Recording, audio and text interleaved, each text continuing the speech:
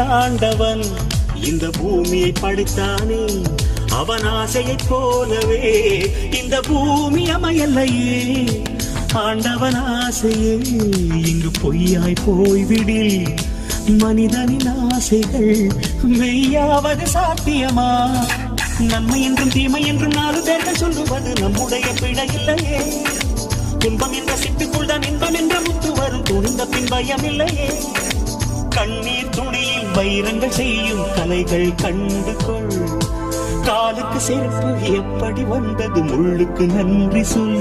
புயல் மையம் கொண்டால் மழை மண்ணில் உண்டு, எந்த தீமைக்குள்ளும் சிறு நன்மை உண்டு. ஓ